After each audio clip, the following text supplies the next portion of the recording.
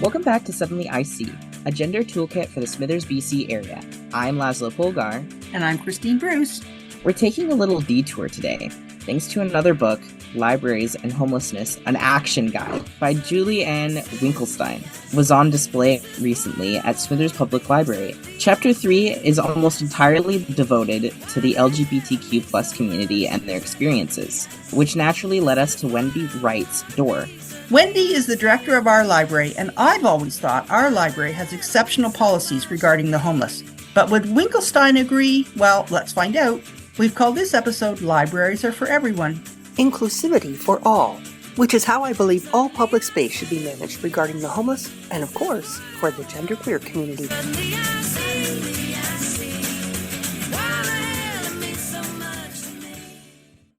Much of Chapter 3 in Libraries and Homelessness is dedicated to addressing the physical and emotional needs of an unaccompanied genderqueer person who's experiencing homelessness and whose needs are tied not only to their housing status, but also to the stigma and attitudes attached to being genderqueer in our society. Laszlo, have you ever experienced this extra layer of stigma in Smithers?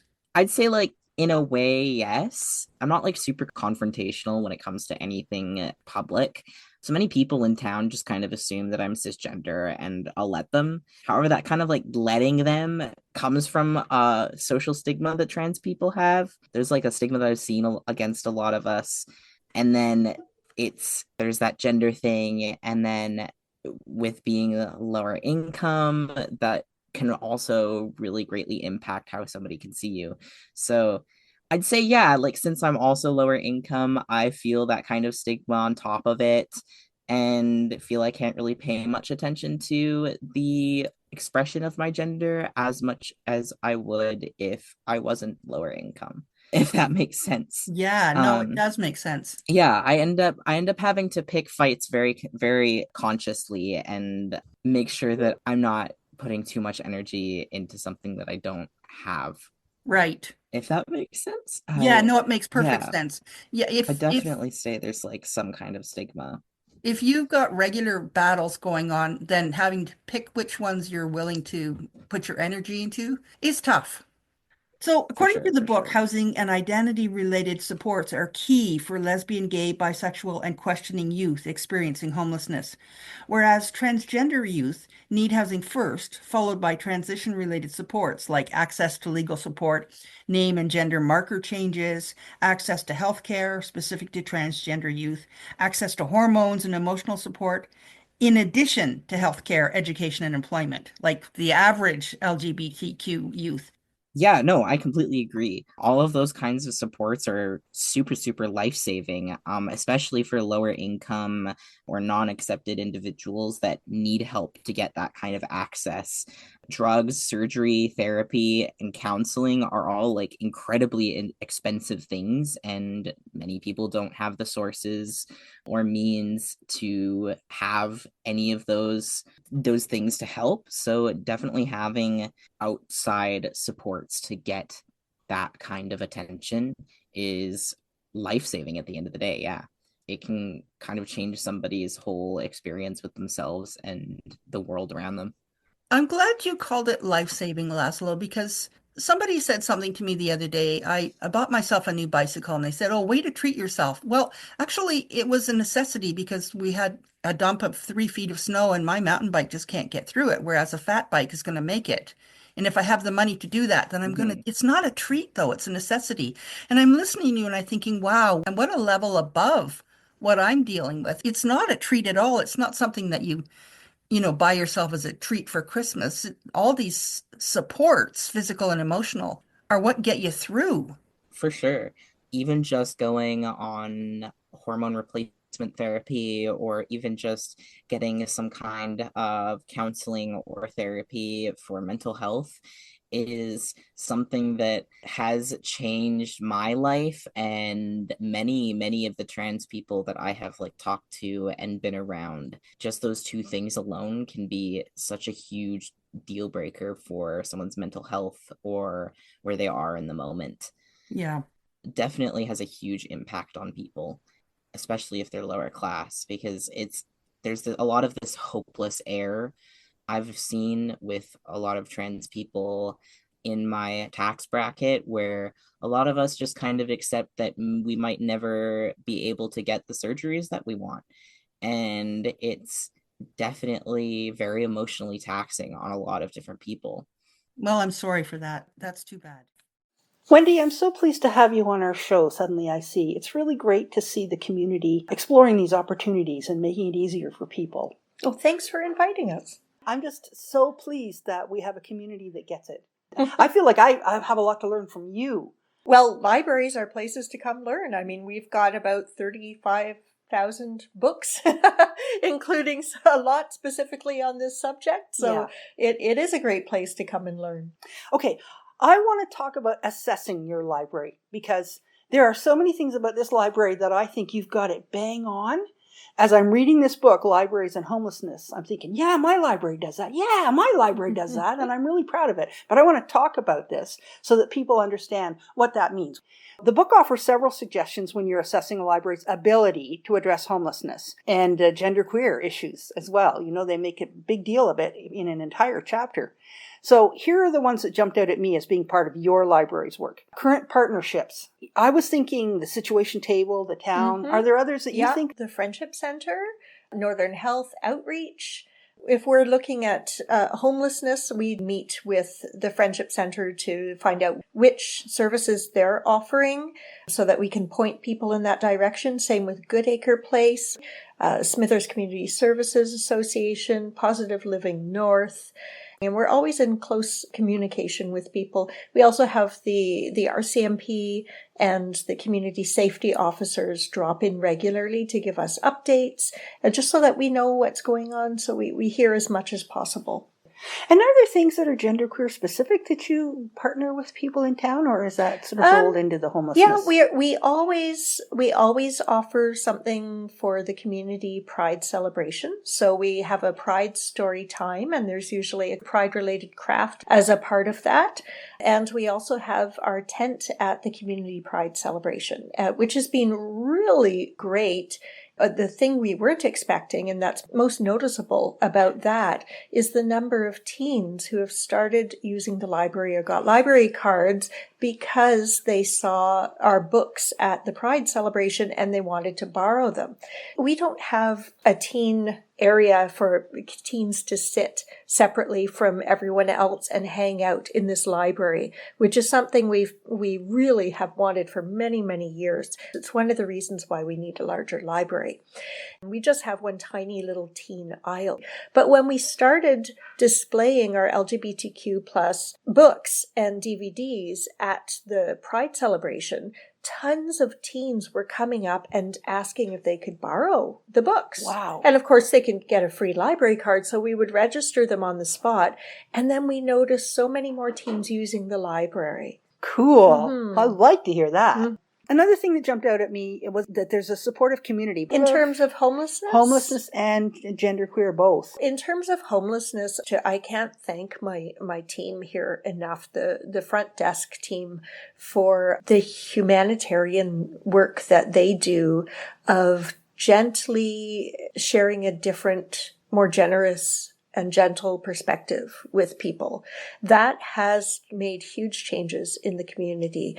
When the encampment first grew up beside the library, there was a great deal of negativity on the front desk from patrons. Many patrons would come in, they would refer to the encampment in very negative terms, and they would be seeking or assuming positive reinforcement of that view from the staff. Right.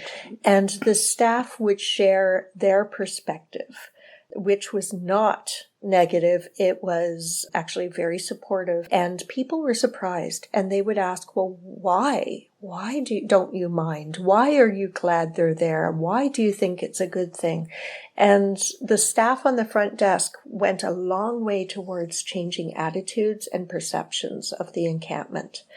Our staff, they have huge, huge kind hearts. They really bring a wide range of backgrounds and perspectives to the homeless situation here in Smithers. We have one staff member who used to work at the Friendship Center, a staff member deeply involved in her church, a staff member who knows a lot about developmental disabilities and so forth. And when we get together at our staff meetings and we talk about the situation here, because it directly impacts us, then we hear from all of these staff members coming from their own areas of experience and expertise and values to paint a more full picture for us all of our homeless patrons and the situation.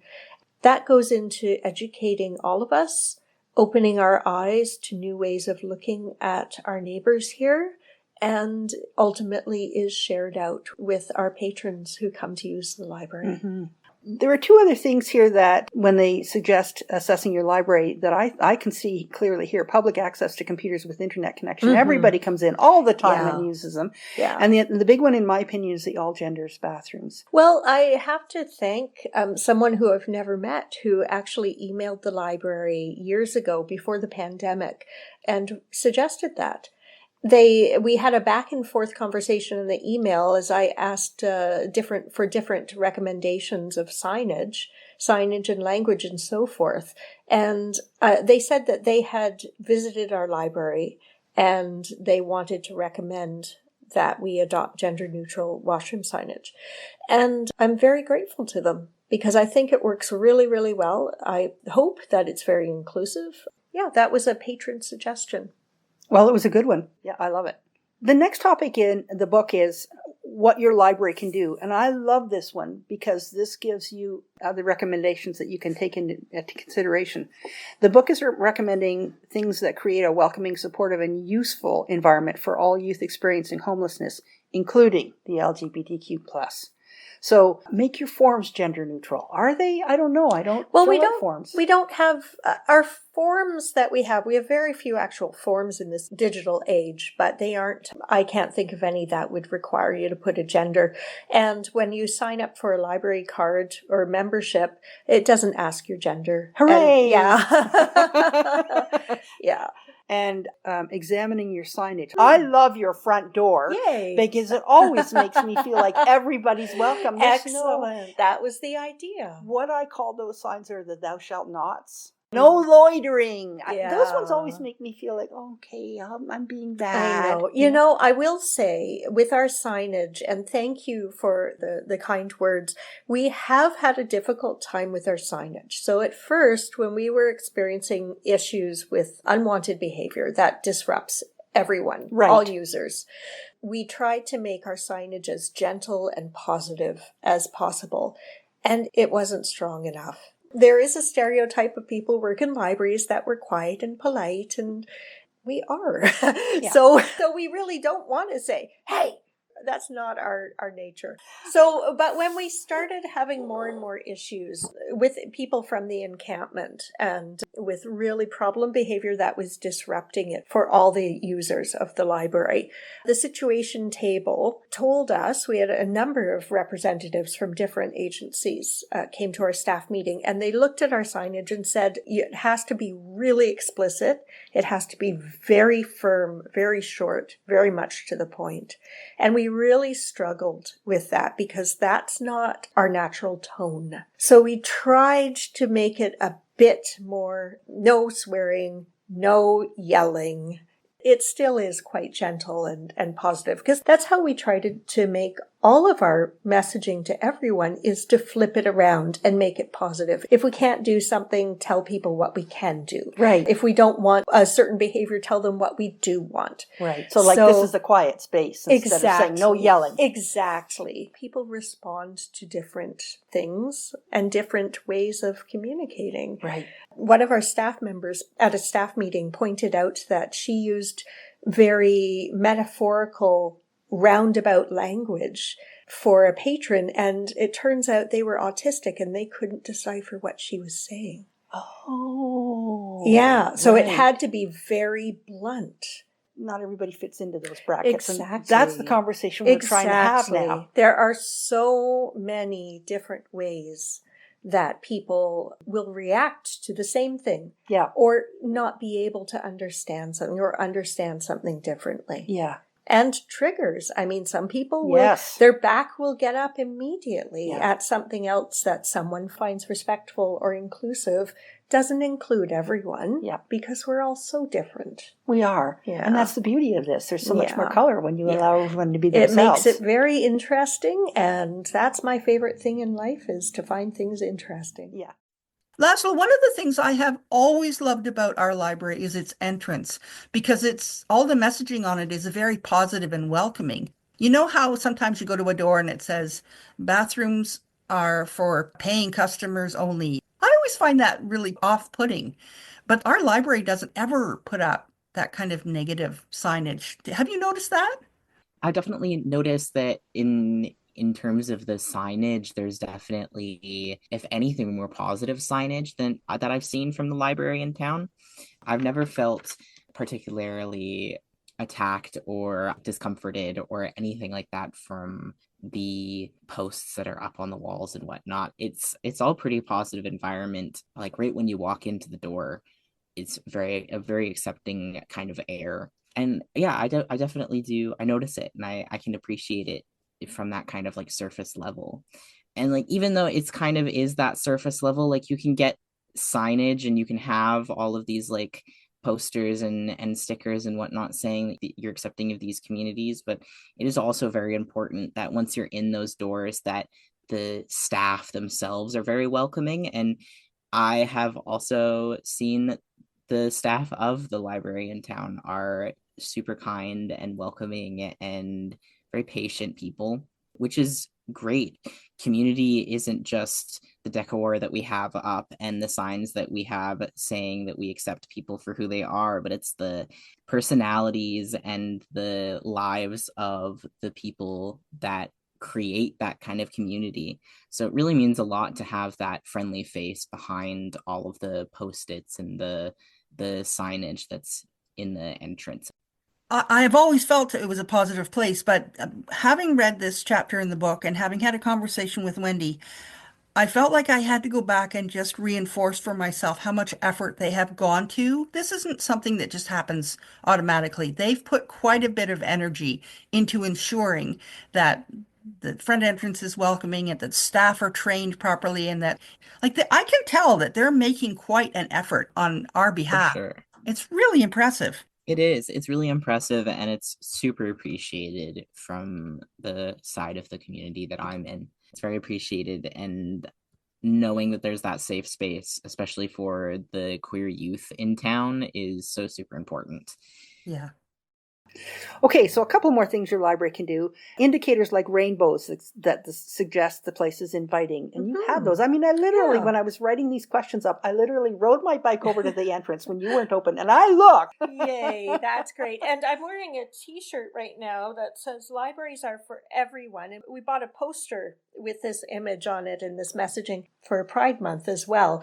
And this t-shirt, as you can see, it has all sorts of examples of people. It has someone showing what would be typically male and female genders with a rainbow heart, has someone with a recycling symbol. It has someone wearing a hijab with a microscope. It has a First Nations person with a water drop. It has someone in a wheelchair using assistive technology. It has a Black person using mathematical tools. It has a senior citizen holding the globe, etc. And it's in rainbow colors. So that is our goal. The key thing of the library, as far as I'm concerned, is we're not trying to make everyone happy. We're trying to have something for everyone. So when we say libraries are for everyone, what we mean is we want everyone to be able to find something here that either reflects them or they're interested in. If our goal was to make everyone happy, we would have to get rid of a whole bunch of books and movies and programming and services that people don't like. But our goal is to have something for everyone. And that means keeping as wide a range of books and ideas and perspectives and DVDs and services like the iPads and programs like Pride Storytime, Santa Storytime, all of that stuff, having as wide a range as possible so that everyone can find something they like, which also means that there will always be things that someone disagrees with Right. and is offended by. But isn't that a better library? I mean, I want to come into a library and find something that offends me because I want to figure out, why does that offend me? Why am I upset by that? Yeah, I want to challenging. challenge myself. Challenging, yes. Yeah. I feel my personal philosophy is that's the moment when you're building your own character. You're building your core self, is in making that decision, which may be a head decision. It may be a heart decision. It might be something you feel rather than something you think. But it's a moment when you are building who you are, and it's internal. It's not someone telling you what to believe. You're doing that yourself. You're making that choice. And to me, that's intellectual freedom, the freedom to access all different ideas and perspectives and opinions, and then within your own head and heart, decide what you agree with and what you don't. Yeah. But it's also expanding yourself. And I like the fact that I have given thought to a variety of things that I wouldn't have been exposed to earlier in my life. Mm-hmm. As a child, you know, my life was very limited. Institutional thinking, my parents were conservative. You never considered these things. One of my favorite parts of this year has been meeting and exploring life with Laszlo and seeing things from their perspective, because I would never have been exposed to that otherwise. And I'm a much better person for it. So I applaud you for that. I mean, if there's a listener-supported radio station, it means that people can get daily, every day, a different way of looking at the world. Not just what the corporate media want you to see, but a different picture, different understanding, but a different picture, a different understanding. Not only can you hear it, but you can participate in it. You can add your own thoughts, you know, and you can learn something, and so on. Well, that's the way. People become human. You know, that's the way you become human participants in a social and political system.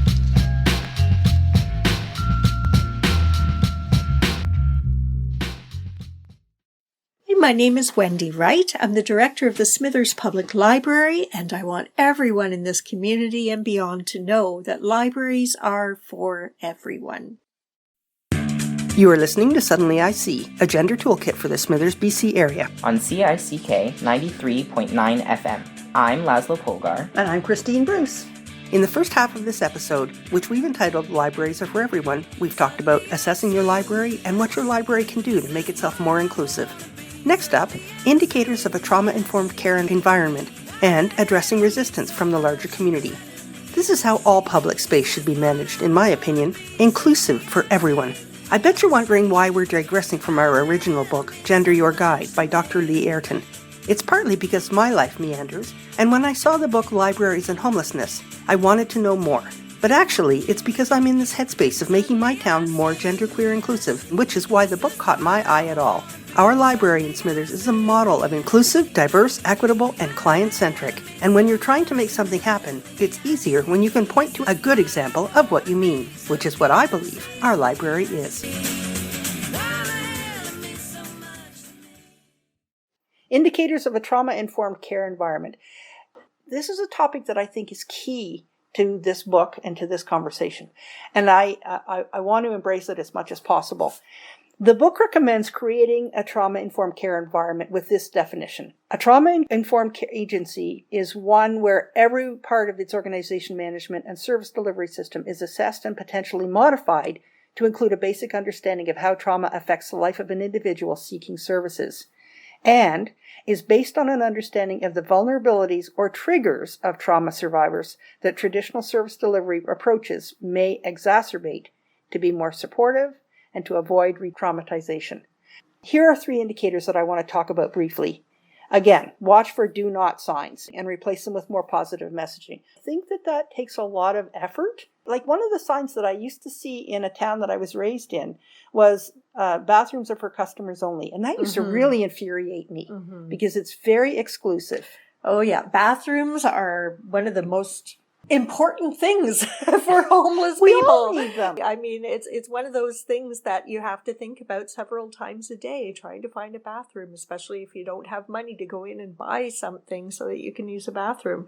Really disappointing when I see that. I don't know. Mhm. I find it disappointing. It makes me feel like, do I really want to support this business Yeah. now? Well, I was so delighted when the town put up that Portland Loo, the that's right. Portland Loo. Oh, I was so grateful Yeah. on behalf of everyone. That was just wonderful. Yeah. Yeah. We need more of those. Absolutely, we do. Yes.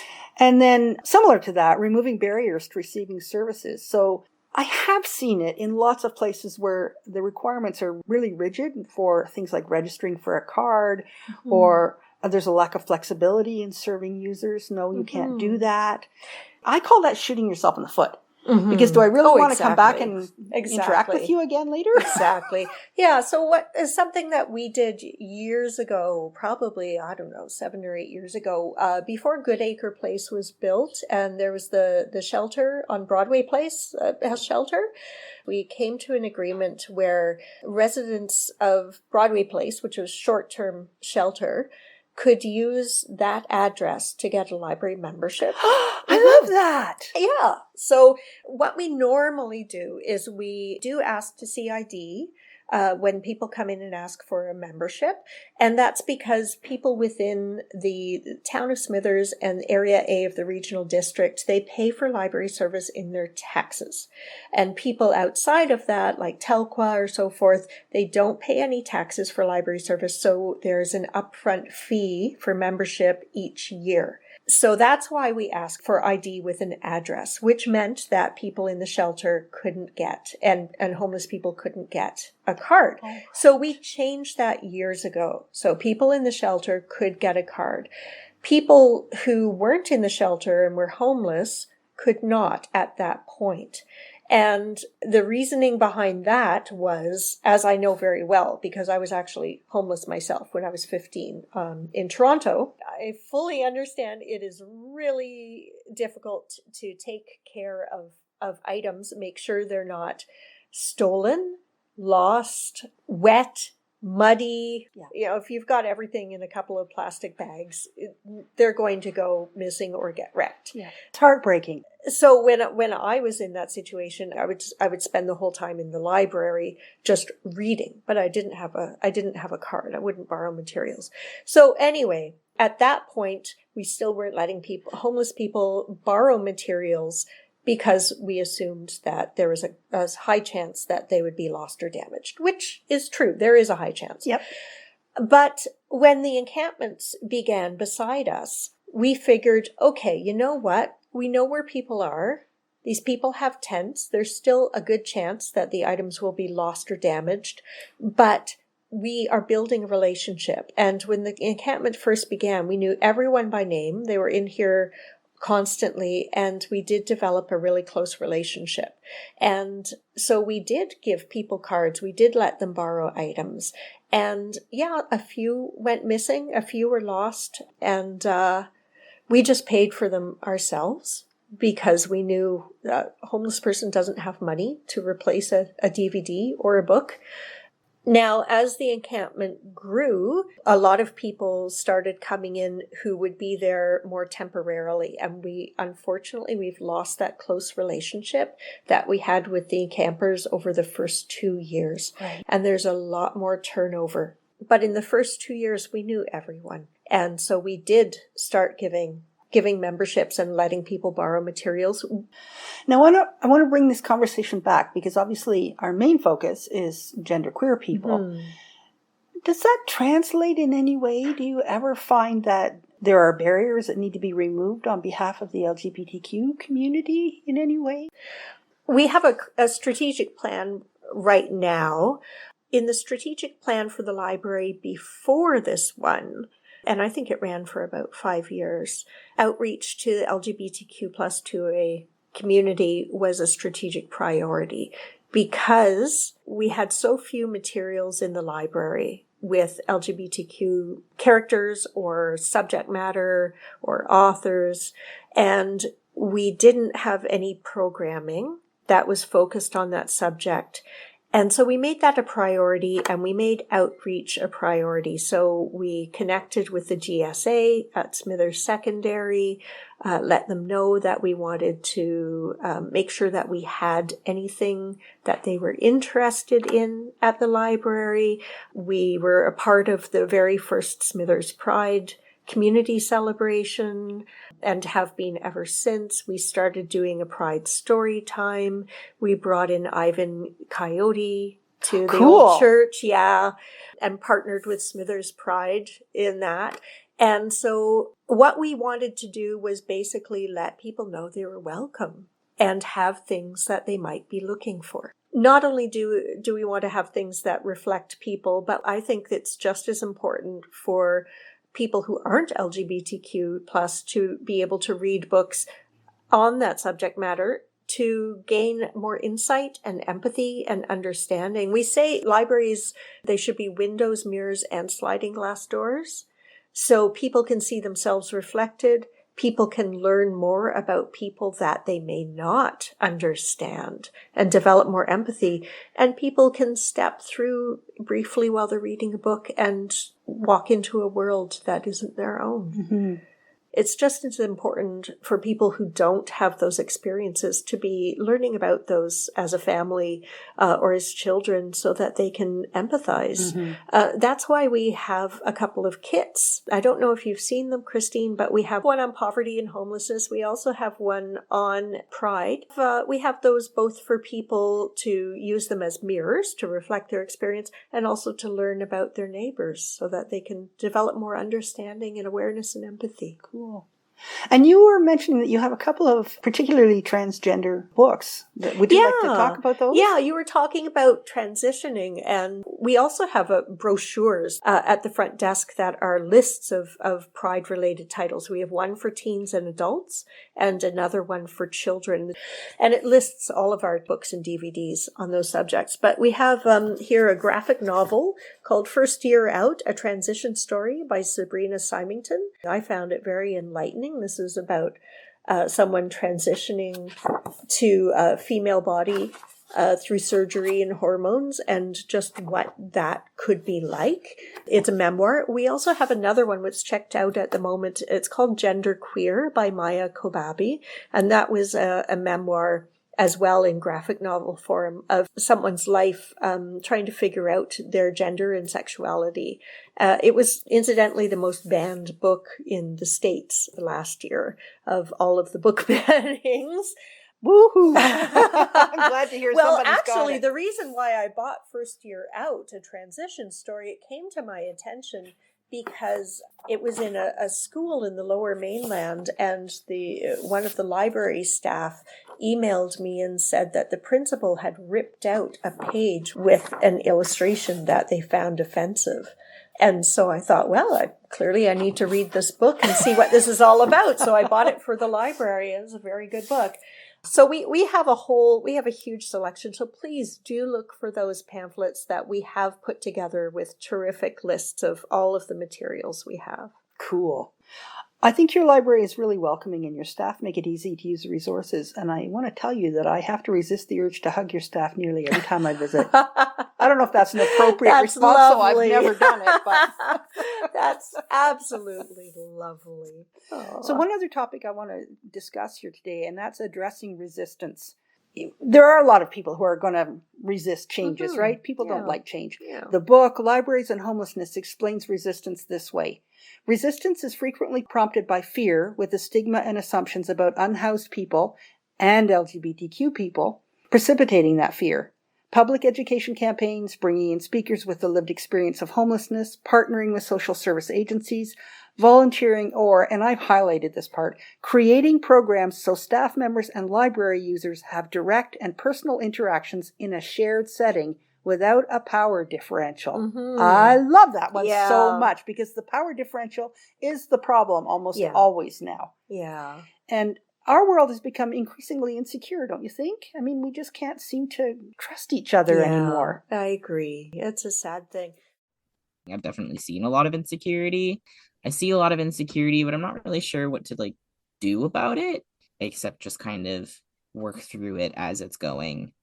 Do you mean Yeah, just try and insecurity take on what you the can. part of the transgender community or insecurity on the part of the From both sides, honestly, library? I've seen a lot from both angles. Like a lot of insecurity with communities that are scared of trans people, because I wouldn't say they're necessarily hateful of trans people as much as they're scared of the deconstructed version of like an economic state that they've kind of been used to and known as the right way for their entire lives. So I don't really necessarily think it's a hatred thing as much as a fear thing.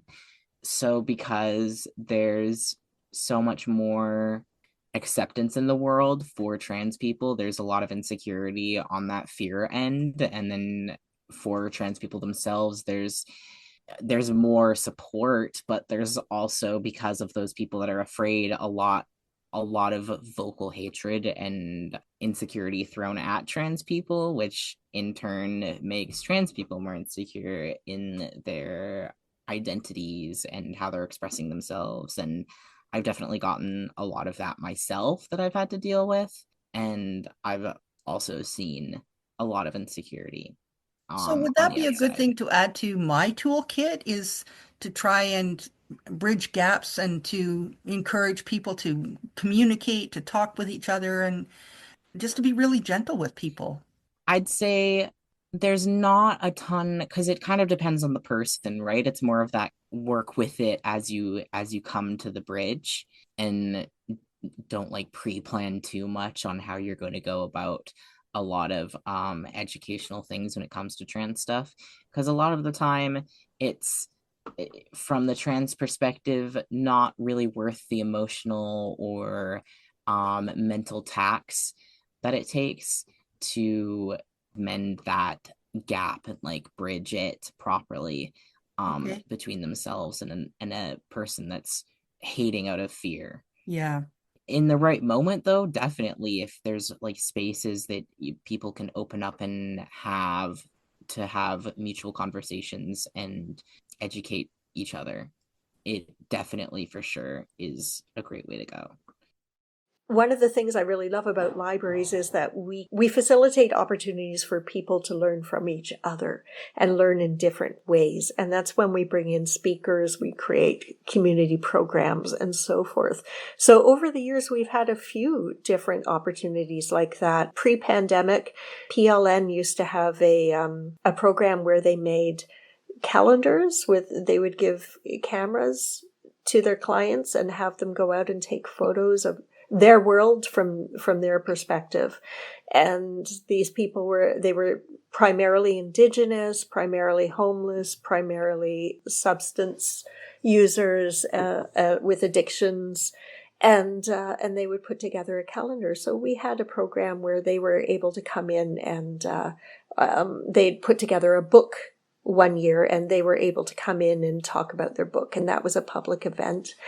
And that was a good chance to meet people and just get to know them. We've also had different speakers come in. We had Alicia Rose, who's from Prince George, and she came in and talked about loving someone with addictions.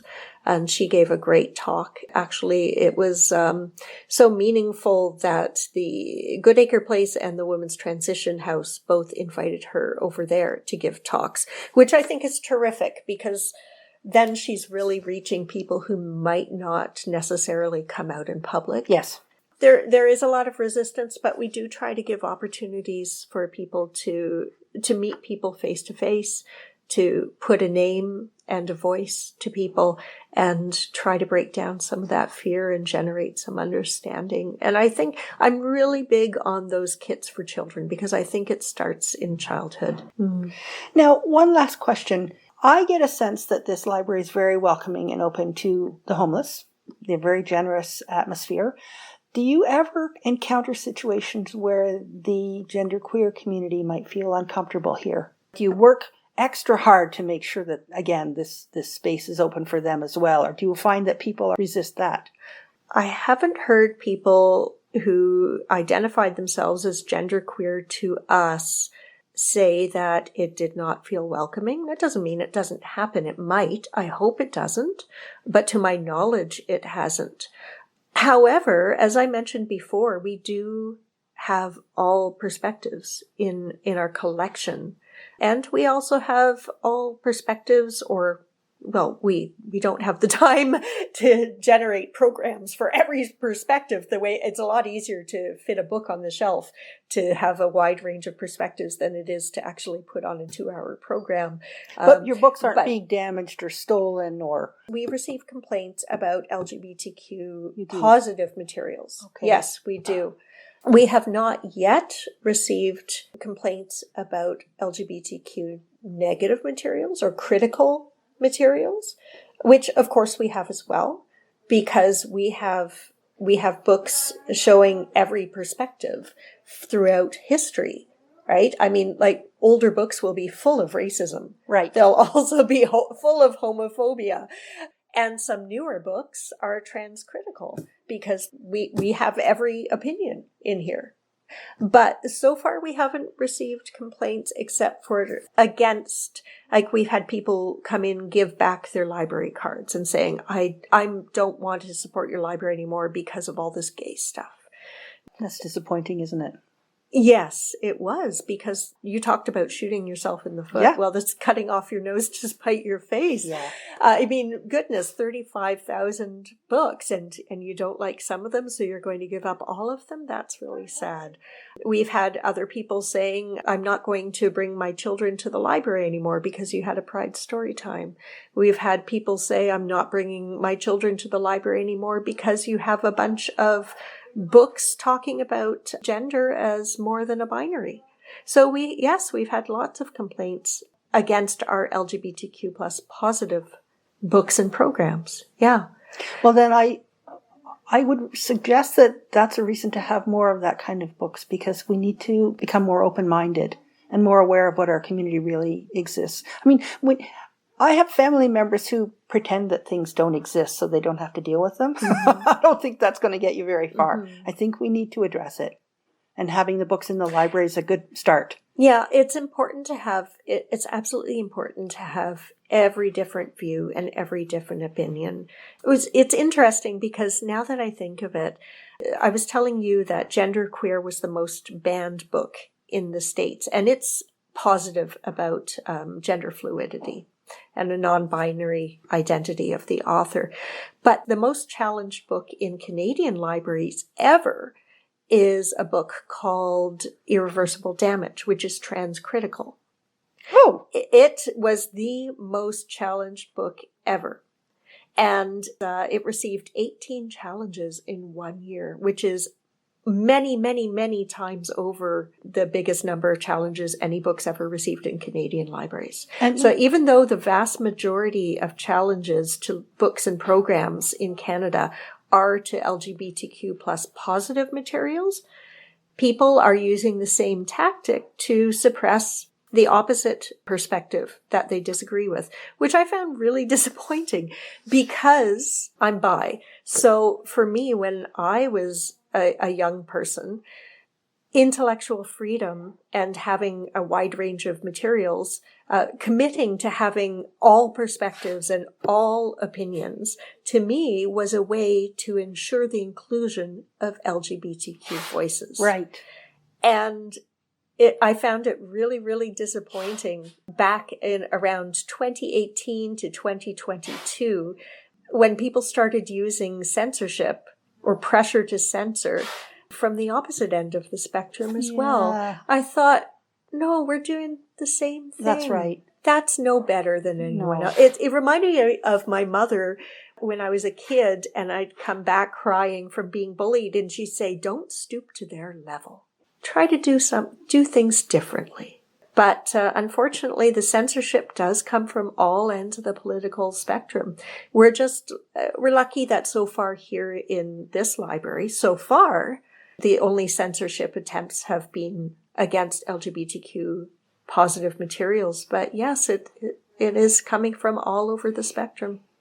I don't like to deny that somebody's experience didn't happen. There's so many moments in history where I thought we'd learned this lesson. I just feel really strongly that the closest that we can come to an answer for a way of dealing with all of this division is to include everyone and everyone's perspective without endorsing anyone, and, remaining neutral in including everyone and everything, and letting each individual person choose and decide for themselves what to accept and what to reject. Yeah. That's in our library's policies. We do not endorse or advocate for issues beyond libraries, but we do include everyone and everything, including those that some people find controversial or offensive. And to me, that's showing respect for the individual who comes up to the front desk and is standing in front of us. We're not trying to decide for them what's good for them, what's bad for them, what's right or wrong, what they should think is right or wrong. We are leaving that up to them. And that's incredibly important to me as an individual. And I was so glad when I was taking my courses, in my library technician courses, and we were reading about this value of libraries of intellectual freedom, and it was describing it that way. And I thought, wow, that's something I can get behind 100%. And in a time where politics is taking some funny turns, I think what you're describing is pure democracy. It is, because if we bow to pressure of whatever the people in power think is good or bad or harmful, that will switch with the next person in power. Yeah. I mean, even if you look at whether it's local politics or national politics or international politics. Okay, let's go back to the two most banned titles. Genderqueer in the States. Most of the people who demand its removal from libraries are saying it's harmful to children and youth. Then we look at irreversible damage, which has the opposite message, and most of the complaints are saying it's harmful to children and youth. So whoever's in power gets to decide what's harmful, and that may not be the same as what you think is harmful. So let's go with something more open-ended. Yeah. Something I've learned this year is that as a food security coordinator, we did some surveys, and I've discovered that the vulnerable do not want to be protected. They want to be enabled. And probably true of children also. They don't want to be protected. They want to learn. They want to expand their horizons. That was certainly me. Yeah. When I was a kid, I read all sorts of inappropriate things and weird things.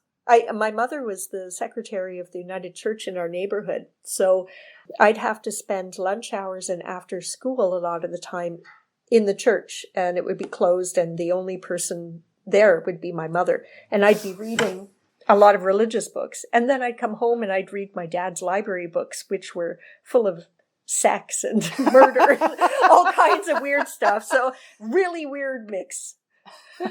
Wendy, thank you so much for what you're doing here, and thank you for agreeing to come on Suddenly I See. Oh, my pleasure. Thank you so much, Christine, for your big smile and your big heart and this invitation.